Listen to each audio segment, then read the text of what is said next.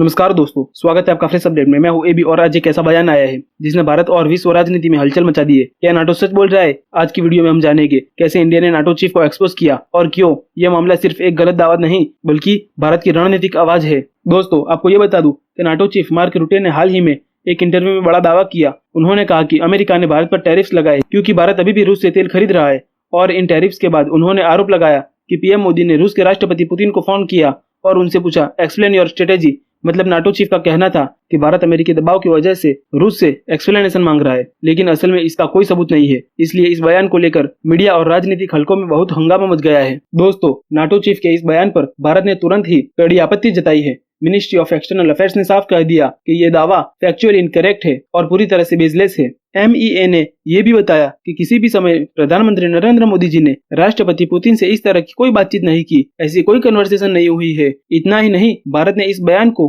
Careless और speculative यानी गैर जिम्मेदार बताया। भारत का कहना है कि नाटो चीफ जैसे बड़े नेता अगर ऐसे गलत दावे करेंगे तो इससे डिप्लोमेटिक नॉर्म्स और इंटरनेशनल कमिटमेंट्स पर बुरा असर पड़ेगा। यानी साफ है, भारत अब किसी भी गलत नैरेटिव को चुपचाप सहने वाला नहीं है। दोस्तों, सब में सवाल उठता है कि आखिरकार नाटो चीफ ने ऐसा दावा क्यों किया।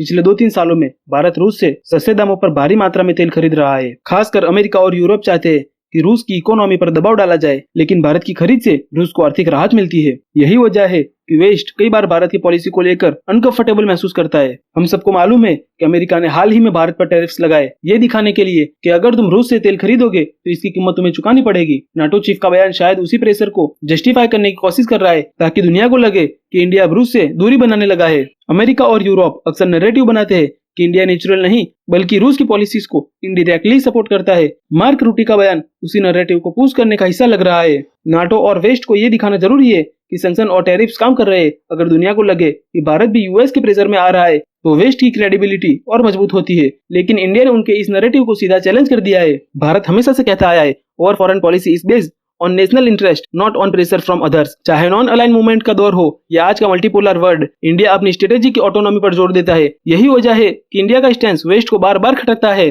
दोस्तों, आज की मीडिया में एक चर्चा चल रही है। कई एनालिसिस का कहना है कि मार्क रूटे ने अपने बयान को थोड़ा सॉफ्टन करना शुरू कर दिया है। कुछ रिपोर्ट्स के अनुसार मार्क रूटे ने कहा, we have not lost Modi yet. इसे इस तरह देखा गया कि वो अपने पहले के आरोपों को वापस खींच सकते हैं। फॉरेन के कुछ एक्सपर्ट ने इसे भारत की सॉवरेन डिसीजन मेकिंग और डिप्लोमेटिक स्ट्रेंथ के संदर्भ में देखा। भारत ने अपनी तेल आयात नीति की सफाई दी। भारत ने कहा उसकी ऊर्जा रणनीति का हिस्सा है और वह डबल स्टैंडर्ड को स्वीकार नहीं करेगा। उन्होंने यह भी कहा कि पश्चिम देश भी रूस के साथ ट्रेड कर रहे हैं। आप सबको मैं यह बता दूं कि भारत ने यह साफ संदेश दिया है कि वह ग्लोबल प्रेशर से प्रभावित नहीं होगा। वह अपनी फॉरेन पॉलिसी पूरी तरह से इंडिपेंडेंट रखेगा। इस घटना ने यह भी दिखा दिया कि भारत अब केवल बड़ी शक्तियों की छाया में नहीं है, वह अब अपनी नीतियों की आवाज खुद उठाता है। दुनिया भर के दृष्टिकोण से देखा जाए तो विश्व संगठनों और देशों को अब भारत जैसे देशों के प्रति जिम्मेदारी दिखानी होगी, क्योंकि भारत पैसिव नहीं है और आगे किसी भी तरह के एलिगेशन पर देश तुरंत जवाब देगा और ग्लोबल नैरेटिव को चैलेंज करेगा। तो दोस्तों, नाटो ने एक बड़ा दावा किया लेकिन भारत ने पूरी ताकत के साथ उसे एक्सपोज किया। ये सिर्फ एक बयान नहीं बल्कि ये साबित करता है कि भारत अब वह शक्तिशाली देश है जिसे इंटरनेशनल मंच पर दबाया नहीं जा सकता।